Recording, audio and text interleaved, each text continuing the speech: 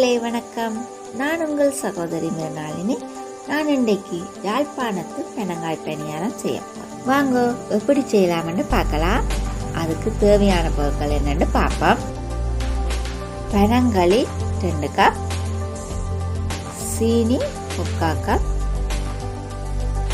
அவிச்ச கோதுமை 1/2 கப், அவிக்காத கோதுமை 1/2 கப், உப்பு தேவையான அளவு.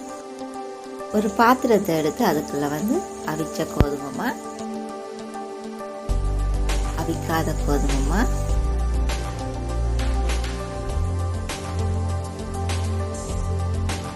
சீனி, உப்பு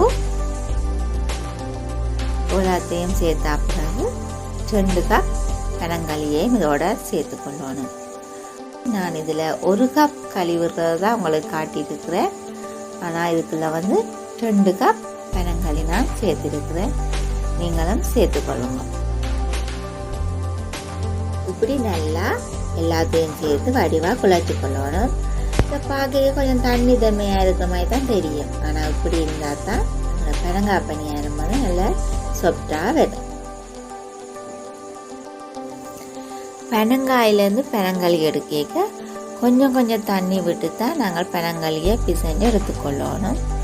அப்படி பிசைஞ்சு எடுத்த பனங்களியை ஒரு வடிதட்டில் போட்டு வடிச்சா பிறகு ஒரு பாத்திரத்துக்கு விட்டு கொஞ்சம் உப்பும் சேர்த்து 10 to 15 நிமிஷம் வரைக்கும் மீடியம் ஹீட்டில் வச்சு காய்ச்சி கொள்ளணும்.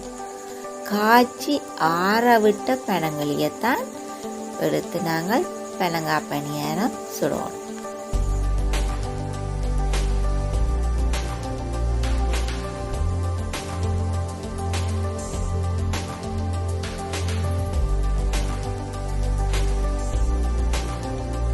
ஒரு சட்டியை அடுப்பில் வச்சுட்டு அதுக்குள்ள தேவையான அளவு தேங்காய் எண்ணெயை விட்டு கொதிக்க விடுறேன்.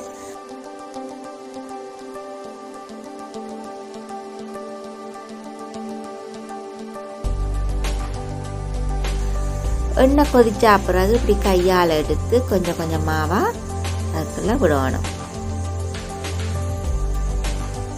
இப்படி விட்டுக்கொள்ளுங்க. அடுப்பை மீடியம் கீழில் வச்சு தான் இந்த பனங்காய் பனியாரத்தை பொரிச்சு கொள்ளணும்.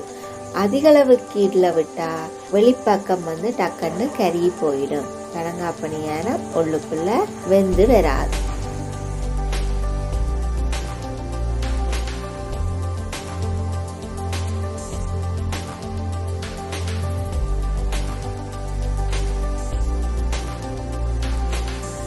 பனங்காய் பனியாரம் நாங்கள் ஆசைக்கு எப்பாலுமே சாப்பிட்ற சாப்பாடு.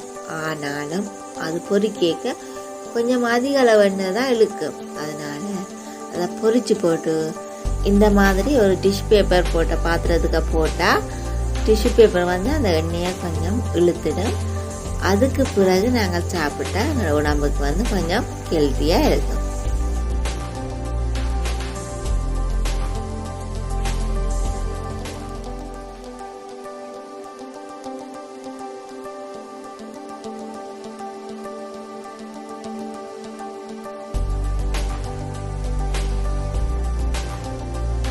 இந்த மாதிரி பொன்னிறமாக மாறும் வரைக்கும் பொரிச்சு கொள்ளுங்க. இப்போ எங்களோட யாழ்ப்பாணத்து பனங்காய் பனியாரம் சூப்பராக ரெடி ஆயிடுது. ஓகே, இப்போ நாங்கள் இதை அடுப்புல இருந்து வைக்க கொள்ளலாம். உறவுகளே, இந்த பதிவு உங்களுக்கு பிடிச்சிருந்தால் லைக் பண்ணுங்க.